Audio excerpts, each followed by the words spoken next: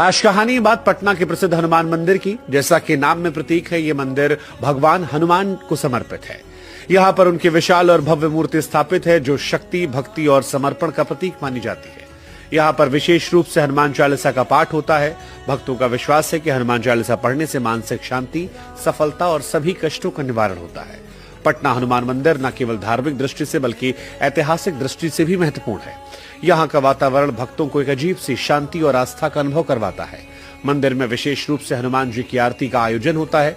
जब सूर्यास्त होता है और मंदिर रोशन होता है तो ये दृश्य और ज्यादा भक्तिमय हो जाता है। मंदिर की रोशनी और भक्तों की पूजा का यह संगम आपके दिल को शांति और आंतरिक शक्ति से भर देगा। इसलिए अगली बार अगर आप पटना आते हैं तो प्रसिद्ध हनुमान मंदिर के दर्शन जरूर करें। दूसरा सबसे ज्यादा वाह। हाँ, और ये आय कहाँ जाती है वो इस कहानी का सबसे जरूरी हिस्सा है, पर उस पर हम थोड़ी देर में आएंगे। पहले मंदिर के अंदर की बात करते हैं। हाँ जरूर। मैंने सुना है कि गर्भगृह में कुछ ऐसा है जो भारत के किसी और हनुमान मंदिर में नहीं है। ये दो मूर्तियों वाली बात क्या है? आपने बिल्कुल सही सुना। ये महावीर मंदिर की सबसे बड़ी पहचान है। यहाँ हनुमान जी की एक नहीं बल्कि दो मूर्तियां एक साथ स्थापित हैं। दो मूर्तियां? जी। और दोनों विग्रह एक ही पत्थर से बने हैं और साथ साथ खड़े हैं। पर दो मूर्तियां क्यों? उसका कोई खास मतलब है? हाँ, इसका एक बहुत गहरा आध्यात्मिक अर्थ है। एक मूर्ति का भाव है परित्राणाय साधूनाम, सज्जनों की रक्षा के लिए। बिल्कुल, ये हनुमान जी का सौम्य और रक्षक रूप है। हाँ। और जो दूसरी मूर्ति है उसका भाव है विनाशाय च दुष्कृताम, यानी दुष्टों का विनाश करने के लिए। हाँ, ये उनका वीर और शक्तिशाली रूप है। तो एक ही गर्भगृह में भक्तों को हनुमान जी के दोनों रूपों के दर्शन हो जाते हैं, रक्षक भी और संहारक भी। ये तो सच में अनोखा है। एक ही देवता के दो बिल्कुल विपरीत लेकिन पूरक पहलुओं को एक साथ दिखाना। अच्छा, मूर्तियों के अलावा मंदिर में एक और चीज है जो लोगों का ध्यान खींचती है। वो कोई तैरने वाला पत्थर। हाँ, राम सेतु का पत्थर।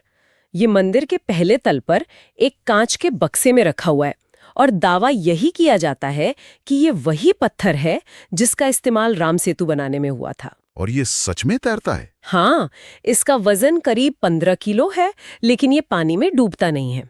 अब देखिए, विज्ञान इसे प्यूमिक स्टोन या किसी और वजह से समझा सकता है, लेकिन भक्तों के लिए तो ये सीधे सीधे रामायण काल से जुड़ा एक चमत्कार है। जाहिर है, आस्था और विज्ञान का ये संगम तो हमेशा से ही दिलचस्प रहा है। तो ठीक है, हमने मंदिर का आधुनिक इतिहास देखा, उसकी अनोखी मूर्तियां देखी और ये रहस्यमयी पत्थर भी।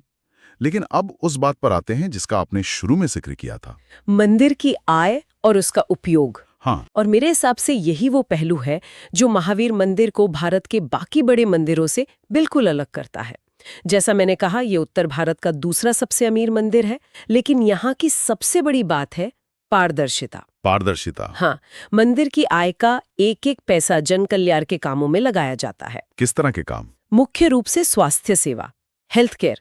महावीर मंदिर ट्रस्ट पटना में और उसके आसपास कई बड़े अस्पताल चलाता है। इनमें सबसे प्रमुख है महावीर कैंसर संस्थान। कैंसर संस्थान? जी, ये पूरे पूर्वी भारत के सबसे बड़े और सबसे सस्ते कैंसर अस्पतालों में से एक है। यहाँ बहुत ही कम दरों पर कैंसर का इलाज होता है और बहुत से गरीब मरीजों का इलाज तो मुफ्त भी किया जाता है। एक मंदिर कैंसर अस्पताल चला रहा है, ये तो सच में हैरान करने वाली बात है। सिर्फ कैंसर अस्पताल ही नहीं, बच्चों के लिए महावीर वात्सल्य अस्पताल है, गरीबों के लिए महावीर आरोग्य अस्पताल है और यहाँ तक कि एक नेत्र चिकित्सालय भी है। कमाल है। सोचिए, भक्तों का जो चढ़ावा है, जो दान है, वो पैसा सीधे तौर पर लोगों की जान बचाने में और उन्हें सस्ता इलाज देने में लग रहा है। ये आस्था को सामाजिक सेवा में बदलने का एक बहुत शक्तिशाली मॉडल है। ये तो धर्म की उस परिभाषा को साकार करता है जहां सेवा ही सबसे बड़ा कर्म है।